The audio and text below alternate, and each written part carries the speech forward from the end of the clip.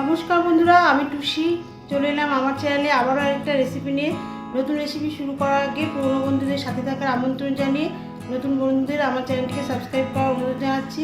আর subscribe করার পরে notification bell আইকনটা অবশ্যই অল ক্লিক করে রাখবেন নতুন নতুন রেসিপির আপডেটের জন্য। আজ আমি আবারও একটি নতুন স্বাদের নতুন রেসিপি তৈরি করে দেখাবো। রেসিপিটি হবে মুগ ডাল আর চিকেন দিয়ে, মুগ চিকেন। আমরা তো চিকেনের অনেক প্রিপারেশন তৈরি করে খাই, তাই আমি আজকে আপনাদের ডাল দিয়ে একটি চিকেনের রেসিপি করে দেখাবো। শুরু থেকে শেষ পর্যন্ত দেখুন, আশা করি ভালো লাগবে। এই রেসিপিটি বিভিন্ন ধরনের রুটি এবং ভাতের সাথে খেতে অপূর্ব লাগে। অসাধারণ স্বাদের এই রেসিপিটি চলুন দেখে নিই কীভাবে করি।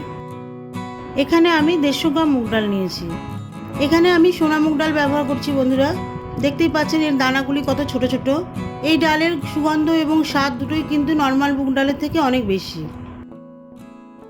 আর 300 গ্রাম চিকেন নিয়েছি। চিকেনের এখানে বডির পিস আছে আর একটি ছোট্ট লেগ পিস আছে। মাংসের টুকরোগুলো কিন্তু বেশ ছোট ছোট করে নিয়েছি, যেহেতু ডাল রান্না করব তাই এখানে মাংসের টুকরোগুলো ছোট করে নিয়েছি।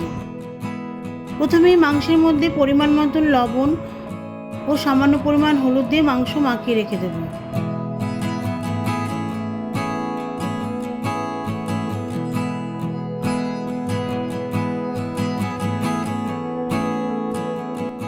প্রথমে মুগ ডাল ফ্রাইং প্যানে শুকনো ভেজে নেব। মিডিয়াম হিটে ডাল 5 মিনিট ধরে ভেজে নেওয়ার পরে ডাল যখন লাল লাল ভাজা হয়ে আসবে গ্যাস অফ করে দেব। এবারে কিন্তু এই ভাজা ডালগুলি ভালো করে ধুয়ে নেব। ডাল কাঁচা অবস্থায় ধুইনি এই কারণেই, তাহলে ডাল কিন্তু আর ভাজা যাবে না।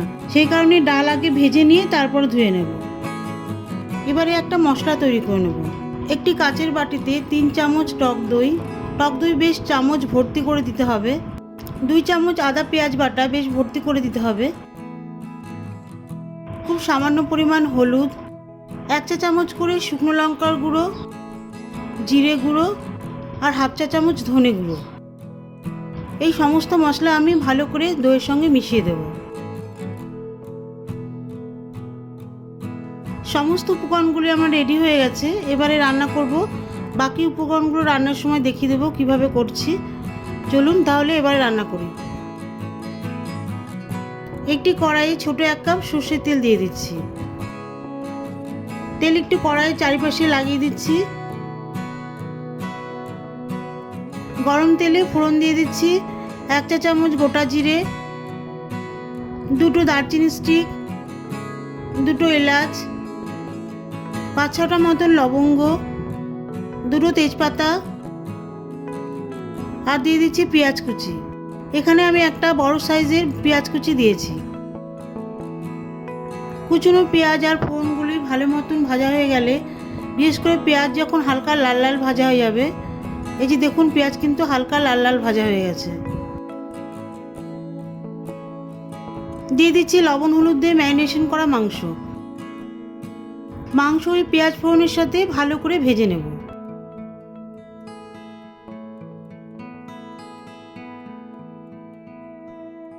মাংস ফোড়নের সঙ্গে ভালো মতন ভাজা হয়ে গেলে দেখুন মাংস কিন্তু একটু লাল লাল করে ভাজা হয়েছে। দিয়ে দিচ্ছি দই মাখানো মশলা, যেটা দেখিয়েছিলাম আগেই।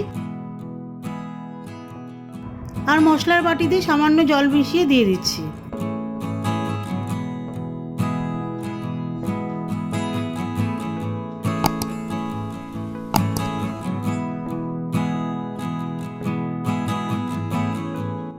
প্রায় 7-8 মিনিট ধরে মাংস মিডিয়াম হিটে মশলার সঙ্গে কষানোর পরে যখন মশলা থেকে তেল বেরিয়ে আসবে, দেখুন মশলা থেকে কিন্তু বেশ তেল বেরিয়ে এসছে। মাংসের মধ্যে দিয়ে দিচ্ছি মুগ ডাল। মুগ ডাল কিন্তু ভেজে আমি ধুয়ে রেখেছিলাম, যেটা আপনাদের আগেই বলেছি। এবারে মাংস আর ডাল সব কিছু একসাথে 5 মিনিট ধরে ভালো মতন কষিয়ে নেব। এতে করে ডাল খানিকটা সেদ্ধ হয়ে আসবে আর মাংসের ফ্লেভার কিছুটা ডালের মধ্যে চলে আসবে। মাংস আর ডাল কিন্তু খুব ভালো মতন এবারে কষানো হয়ে গেছে। 5 মিনিট ধরে ডাল কষানোর পরে দিয়ে দিচ্ছি 3 বড় কাপ জল।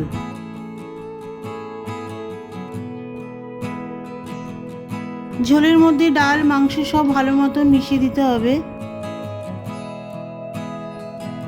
এবারে 1/2 চা চামচ লবণ দিয়ে দিচ্ছি। ঝোলের মধ্যে লবণ ভালো মতো মিশিয়ে দেওয়ার পরে 20 মিনিটের জন্য ঢাকা দিয়ে দেবো। এতে করে ডাল ভালো মতন সেদ্ধ হয়ে আসবে। 20 মিনিট পর ঢাকনা তুলে নেওয়ার পরে দেখুন ডালের দানাগুলো কিন্তু বেশ বড় হয়ে এসেছে, ডাল সিদ্ধ হয়ে গেছে পুরোপুরি।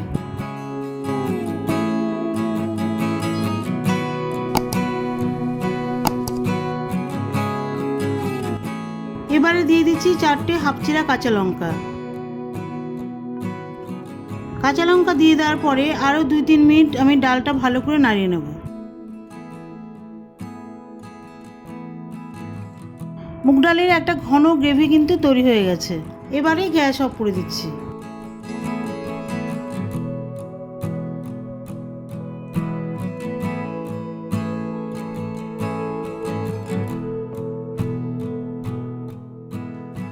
মুগ চিকেন কিন্তু এবারে পুরোপুরি রেডি সার্ভ করার জন্য।